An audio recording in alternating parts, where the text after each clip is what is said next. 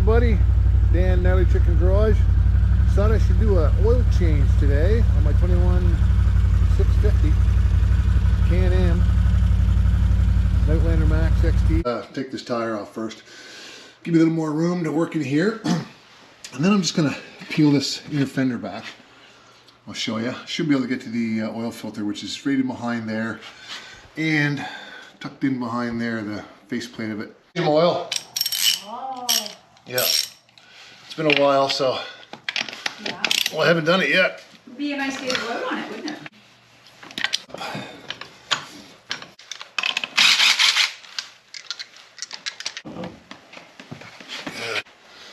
There, that'll give me a little more room in there now to get at this fender. So I got a nice little pry screwdriver thingy here. I've had this for years, and that's great for these little guys right here. So, and then you can pretty much get at them with your fingers after that. Pull them right out. Pretty simple. Blah. So I'll take those off. Just remember how many of these you got, and be gentle when you're prying them out. Take all this apart. And I did put on stage 3 Elkas on this as well as soon as I got the bike. They're worth every penny. You can access your air filter housing, which is right there. So if you want to, you can pull these guys off here. There's one in behind here where my finger is, and another one up in there, and that'll remove this whole thing. But it's kind of a bear to get this back in again. You don't need to, so I'm just going to pull this off and zip tie it back here out of the way.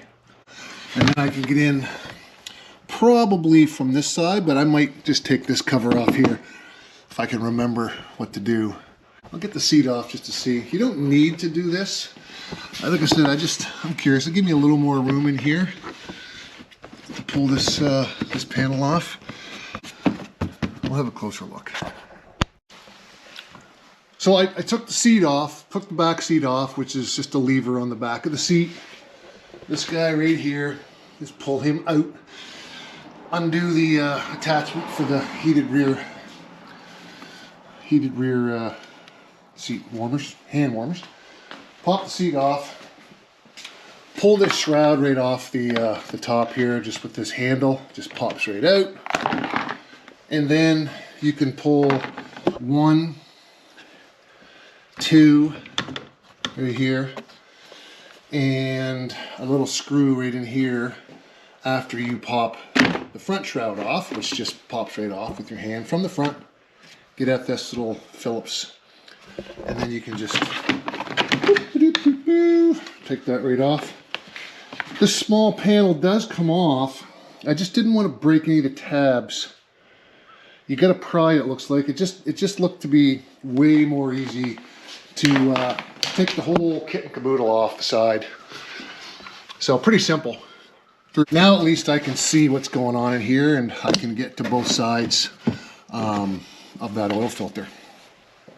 And then the oil drain plug, right in there with the blue paint on it, if you can see that, which is this little drain plug hole right here. They provide a hole in your frame, and just, yeah, pop a 14 long socket into there. Looks pretty simple. I mean, not gonna lie to you, the old 450 Foreman was way easier, but newer machines, they seem to want to make you take it back to the dealer. $300 for an oil change. Can you imagine? It was $90 just for the oil change kit. We'll get the oil drain here in the bottom. So that actually is a 13. Boink. Yeah. All right, I'm just gonna take out the oil filler bolt. Oil looks pretty golden still, but yeah, pretty good, eh?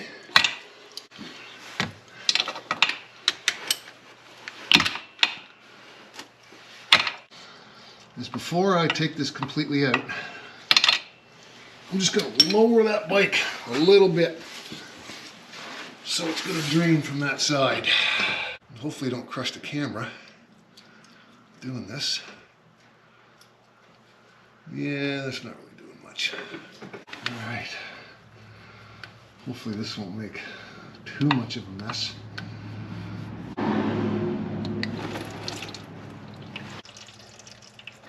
I did get oil all over my hands, but of course that's just the way it goes, isn't it?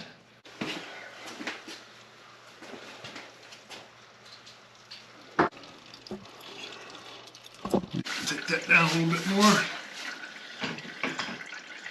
See if I can reverse that.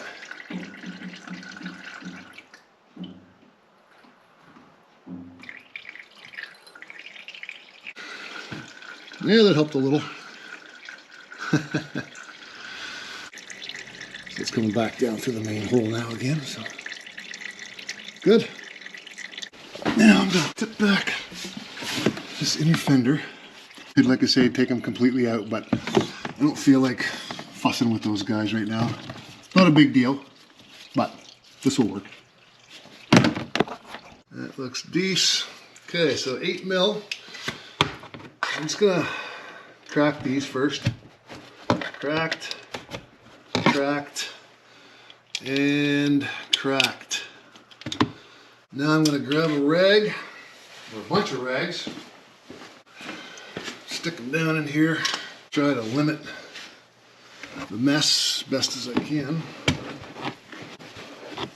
Don't matter, it's gonna be a mess.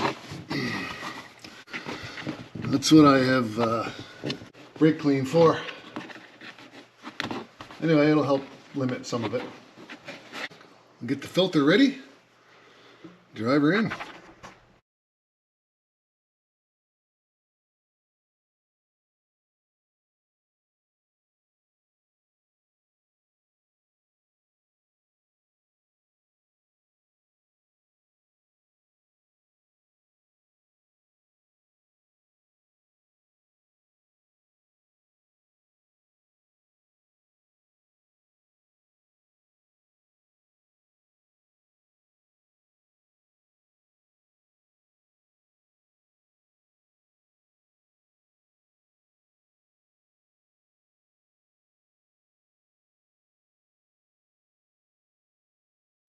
And just gonna go ahead and give that a little going over a little bit.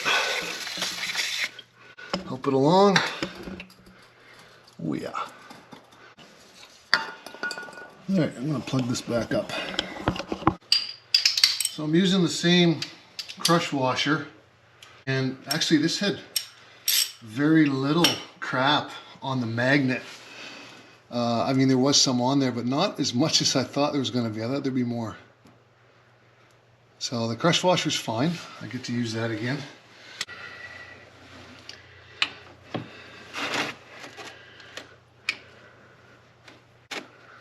There we go.